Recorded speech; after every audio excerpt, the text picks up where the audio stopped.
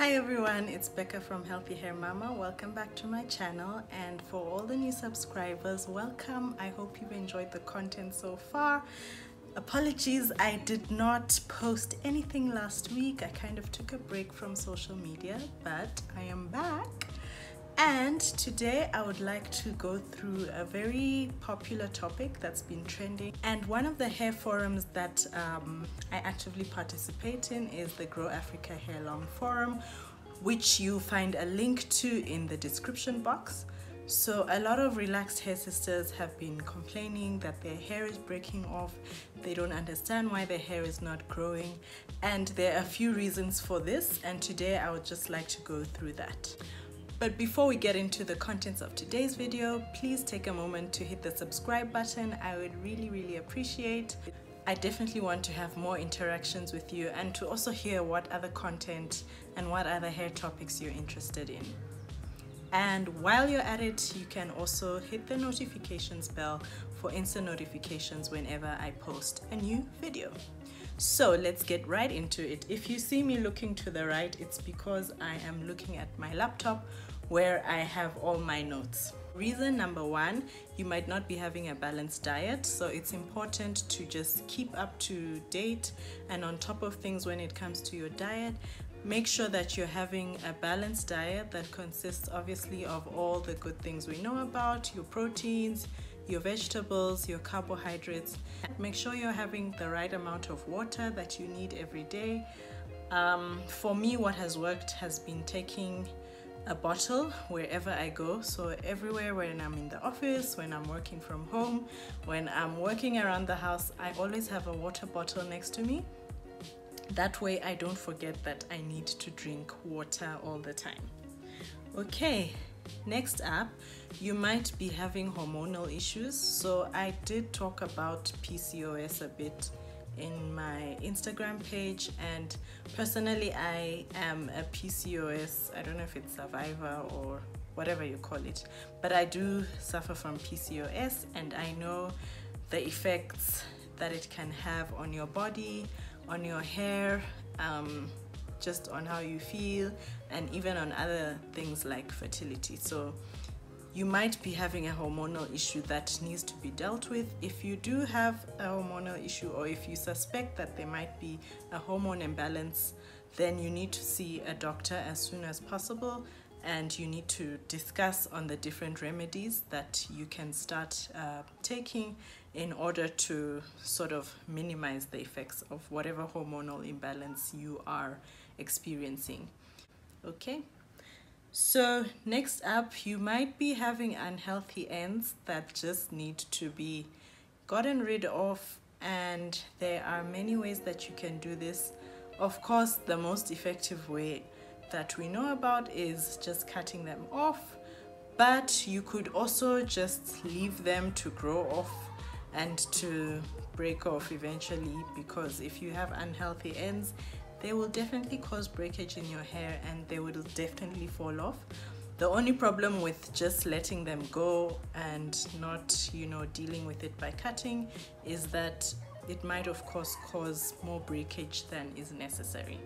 So keep up to date with your ends, and having healthy ends is part of an overall healthy hair regimen. So the most important thing is to prevent unhealthy ends in the first place, and then you won't have to get rid of them by cutting them off. Okay, so next up is you might be over manipulating your hair. So we talk about over manipulation a lot, and I feel that some of us actually over manipulate our hair without knowing.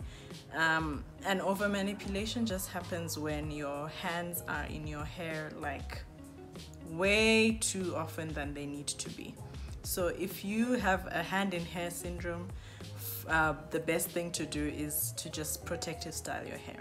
So the wig that I'm wearing is an example of a protective style. When I have this wig on, my hair is plaited underneath in cornrows or single braids, and that way I am not having to comb my hair, I'm not having to detangle my hair all the time. But I still have access to my hair, and I can still moisturize it and do oil scalp massages on my hair as need be. And there are other protective styles you can look into. You can look into braids, you can look into crochet braids.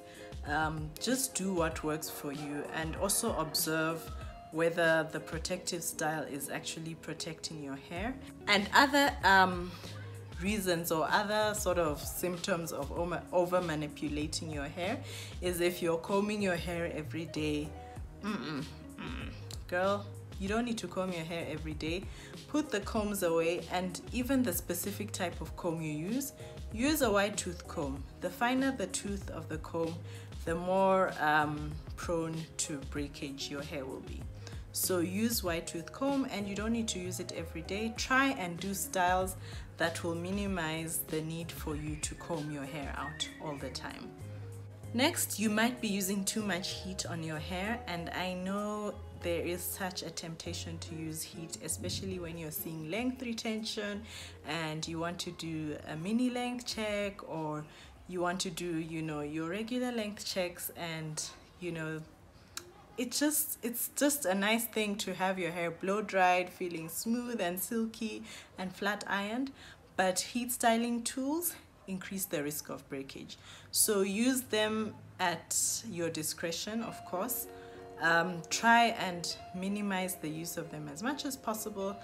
I know there are some ladies who have said that when their hair is in a straight state, they have less breakage than when their hair is curly and air dried.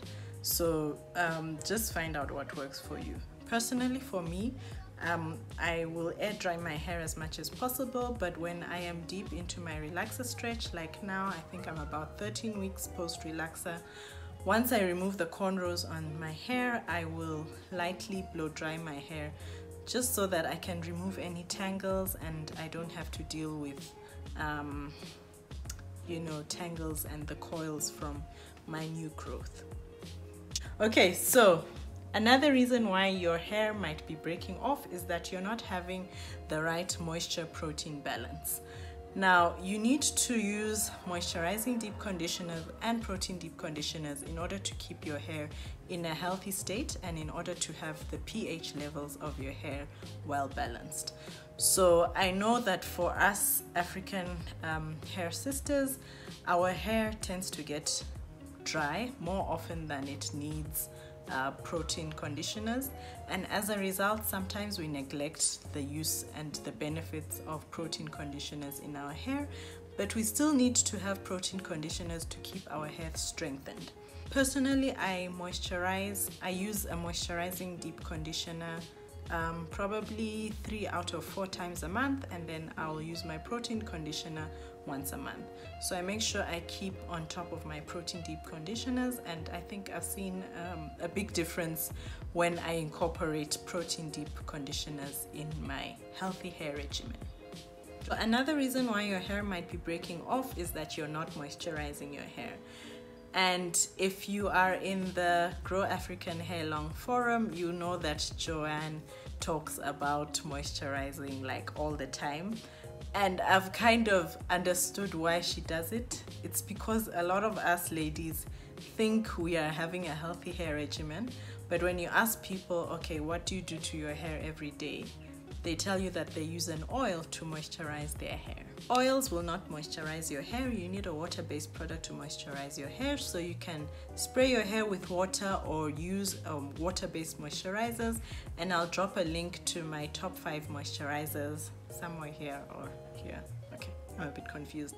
I'll drop a link to the previous video I did about my top 5, actually it was top 6 moisturizers, and see if there's any that will work for you from that list. So make sure you're moisturizing your hair. Personally, because my hair is very dry, I moisturize it once and sometimes twice a day, but I think you can get away with moisturizing it every other day or maybe 2 to 3 times a week. But just do what works for you. If you see that your hair is feeling dry, then moisturize your hair. Don't wait until 3 days to do it. Okay, so this is reason number 1, 2, 3, 4, 5, 6, 7, 8. Wow, okay, we're going very fast. So the 8th reason why your hair might be breaking off is that you're just using too many products. I know there are so many products out there, and I know that when you're on a healthy hair journey, there's that temptation to try anything and everything that will grow your hair in the shortest amount of time possible. Honestly, I do not think there is a super amazing product that will grow your hair faster than your normal growth rate. So just stick to products that work. Number 9, this is for relaxed hair ladies. You might be overprocessing or underprocessing your hair. So when you're relaxing your hair, it's important to make sure that the person who is relaxing it, or if you are relaxing it, you are not keeping the relaxer in for longer than the recommended time.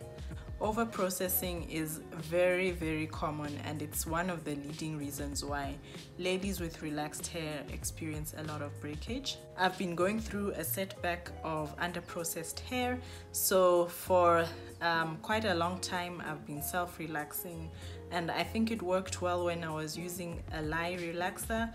And at some point in my hair journey, I think it was 2 years ago, I switched to a no-lye relaxer. So a no-lye relaxer are the relaxers that come in boxes that you can buy from your local cosmetic store, and lye relaxers are the more professional relaxers like Mizani, Affirm, and the likes. So when I switched to a no-lye relaxer, I thought I was being smart by not mixing all of the activator in the relaxer. So I wanted to make sure my hair was not overprocessed, and I wanted to make sure I kept a lot of texture in my hair because I love big hair.